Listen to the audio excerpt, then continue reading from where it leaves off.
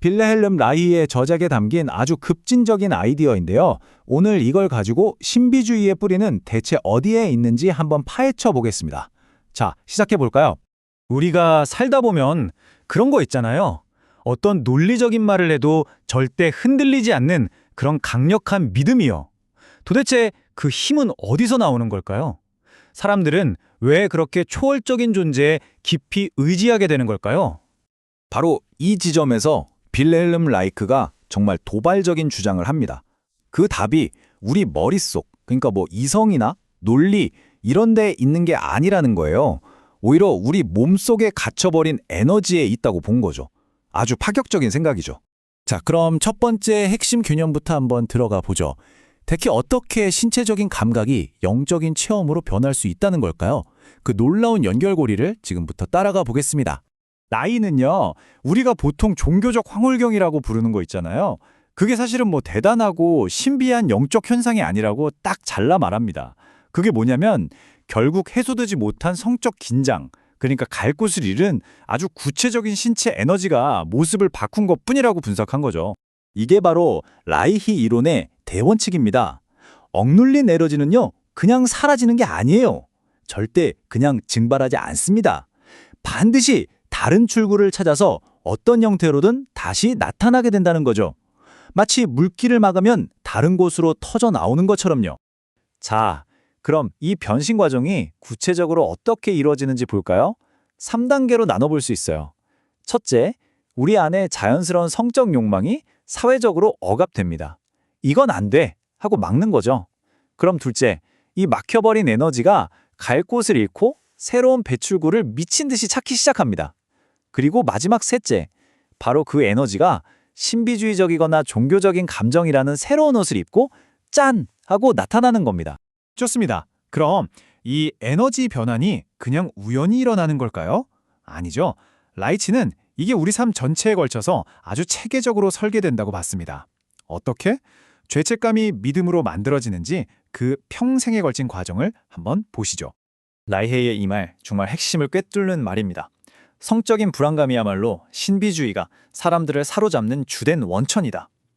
그러니까 신비주의가 힘을 얻는 그 기반이 바로 두려움과 죄책감이라는 거예요.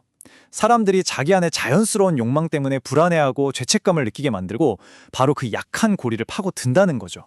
이 억압 시스템은 정말 치밀해요. 아주 어릴 때부터 시작되거든요. 유년기에는 자기 몸에 대한 자연스러운 호기심조차 부모님이나 신에게 벌 받을 거라는 두려움으로 억제됩니다. 그리고 청소년기가 되면 어떨까요? 자연스러운 충동에 더럽다, 동물 같다는 딱지를 붙여버리죠. 반대로 순결은 엄청나게 칭송하고요. 자, 이렇게 오랫동안 억압이 계속되면 그 결과는 뭘까요? 몇 가지로 정리해 볼 수 있어요. 첫째, 사람들은 자기의 자연스러운 욕망에 대해 끊임없이 죄책감에 시달리게 됩니다. 둘째, 이 죄책감을 씻기 위해서 용서를 빌어야 하니까 종교 지도자 같은 권위에 더 의존하게 되겠죠. 셋째, 예수나 마리아 같은 특정 상징적인 인물에게 아주 열정적으로 집착하게 되고요. 그리고 마지막으로 이런 과정들을 거치면서 결국 수동적이고 권위에 그냥 복종하는 그런 성격이 만들어진다는 겁니다. 자, 그럼 이쯤에서 궁금해지죠. 라이히가 제시하는 해결책은 뭘까요? 그리고 왜 우리가 흔히 쓰는 방법, 그러니까 논리적으로 따지고 토론하는 게 신비주의 앞에서는 잘 안 먹히는 걸까요? 그 이유부터 짚어보겠습니다. 여기 두 가지 전략을 비교해보면 아주 명확해집니다. 보통은 어떻게 하죠? 논리적으로 접근하죠. 신은 존재하지 않는다, 이렇게 이성을 설득하려고 합니다. 하지만 라이히의 전략은 완전히 달라요. 머리가 아니라 몸을 다뤄야 한다는 겁니다. 억압된 에너지를 직접 해소하는 것, 지성이 아니라 감정을 겨냥하는 거죠. 방향 자체가 180도 다른 거예요. 바로 이겁니다. 이게 핵심이에요.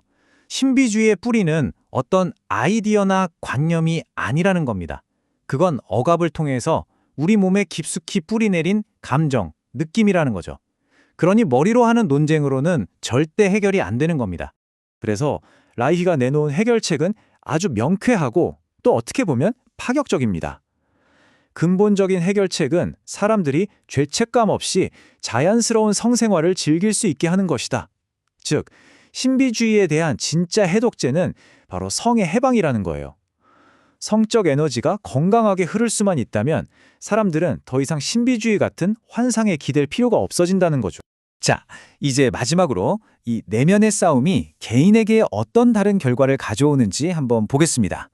그러니까 자기 안에 자연스러운 에너지를 억압했을 때와 반대로 건강하게 받아들였을 때 과연 어떤 사람이 되는 걸까요? 라이헤의 이론에 따르면 여기서 두 가지 인간 유형이 아주 극명하게 갈립니다. 먼저 성적으로 건강한 사람은요, 자연스럽고 진짜 배기 자신감을 갖게 됩니다. 자기 몸과 감정을 긍정적으로 바라보죠. 반면에 신비주의에 빠진 사람은 어떨까요?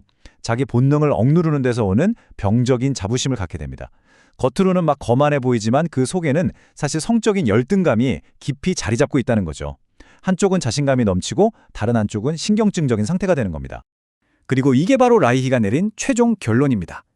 개인의 해방, 특히 성적 억압으로부터의 자유가 단순히 그냥 한 사람의 행복 문제로 끝나는 게 아니라는 거예요. 이게 바로 사회 전체를 병들게 하는 반동적인 사상에 맞서는 가장 강력하고 궁극적인 무기가 될 수 있다는 겁니다. 오늘 우리가 살펴본 라이히의 이론 어떠셨나요? 우리에게 이런 질문을 던지는 것 같습니다. 어쩌면 우리가 맞서 싸워야 할 거대한 반동적 사상들, 그 진짜 열쇠가 의외로 우리 각자의 가장 개인적이고 내밀한 영역을 건강하게 회복하는 데 있는 건 아닐까요? 한 번쯤 깊이 생각해 볼 만한 질문인 것 같습니다.